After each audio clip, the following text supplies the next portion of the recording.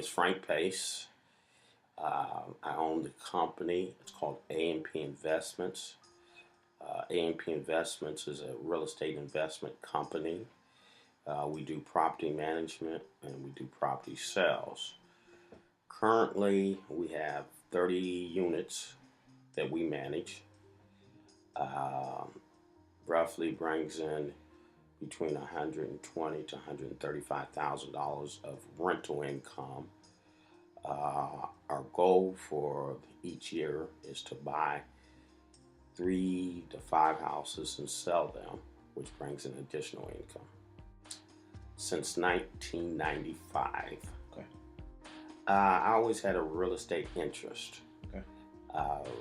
Worked 15 years for IBM in the corporate world. My last couple of years at IBM, I did real estate part-time.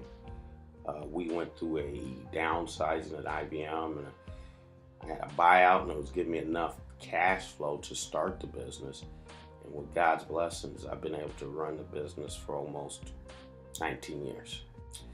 I think corporate gave me the experience of understanding the business in a general term. I.e. as far as marketing, financing, and just how you deal with upper and lower level management, which in my business is extremely important because I have to deal with banks, tenants, and other investors. So it just gave me a confidence booster, I would say, and also knowledge booster. I think when you say entrepreneur, I think of running a business. I don't look at it as entrepreneurship. Look at it as running a business. When you run your own business, you pay your own bills. So that it gives you enough, I would say, motivation to get up at 6 o'clock and work till maybe 6 to 8 in the evening. Entrepreneurship is a term. Running a business, to me, is something totally different than entrepreneurship. I think you have to understand your business. Whatever business it is. You have to understand your business. You have to be able to understand bottom line, because there's a lot of people in business that don't make business or play in business.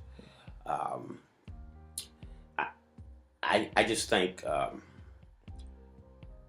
it's a very, very difficult thing to do if you don't have the money, if you don't have the dedication to get up, because you don't have to get up. No one's going to pay you. You don't get paid time off for vacation. When you're not on vacation, when you're on vacation, you're not getting paid. All right? I think you also have to get good people around you, because one person, an entrepreneur, a business owner, can't do it all. I think the network in my business is the banking industry. How do you get lines of credit to take you through the cash flow problems? How do you get lines of credit to buy and sell property? How do you get money? My network is obviously contractors, bankers, and investors. I also, in my business, I do a lot what's called tax sales, bank foreclosures, and tax sales are run by the Marion County Treasurers, and the bank foreclosures are run by the Marion County Sheriff's Department.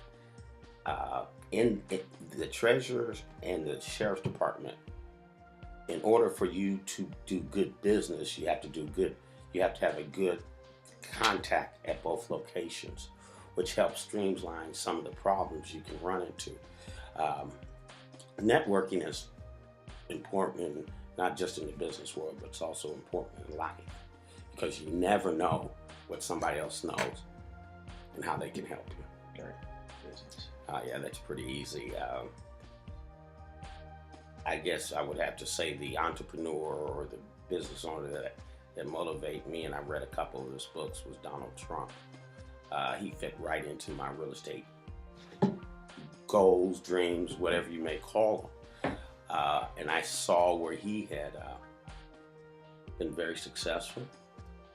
He had also filed bankruptcy and came back, which gives me a confidence level, because in any business, your main goal is to keep the doors open and to make money.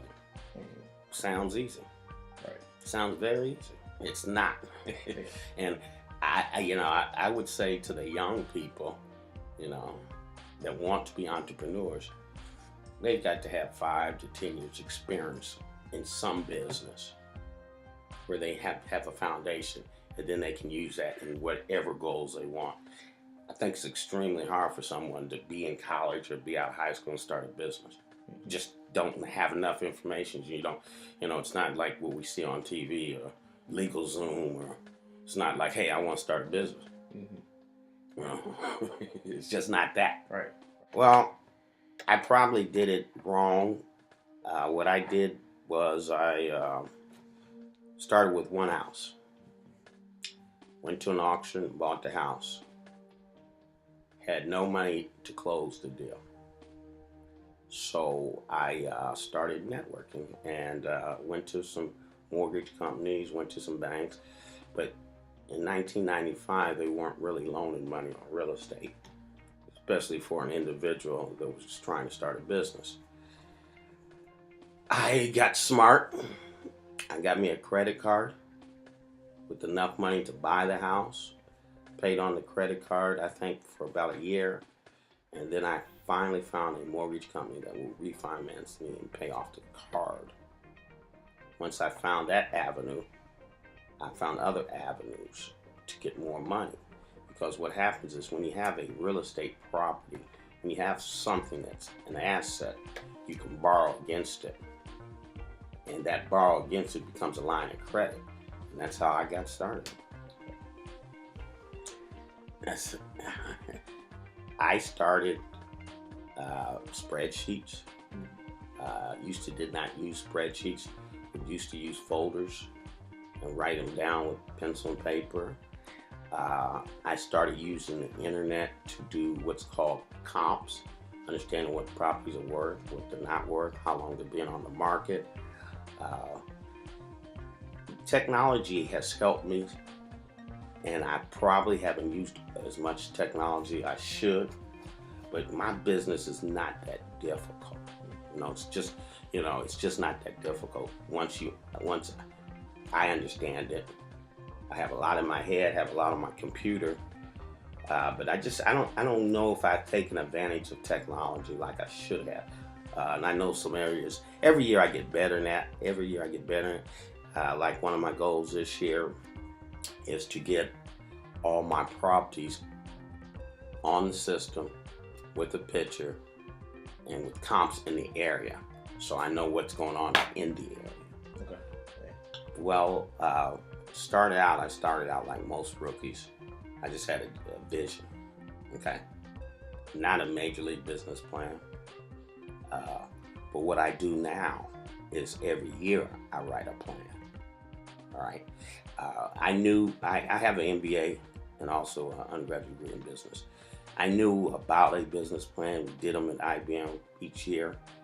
But as a rookie business owner, entrepreneur, I didn't really sit down and write a plan saying, hey, one day I'm going to be doing this full time. I just didn't do that.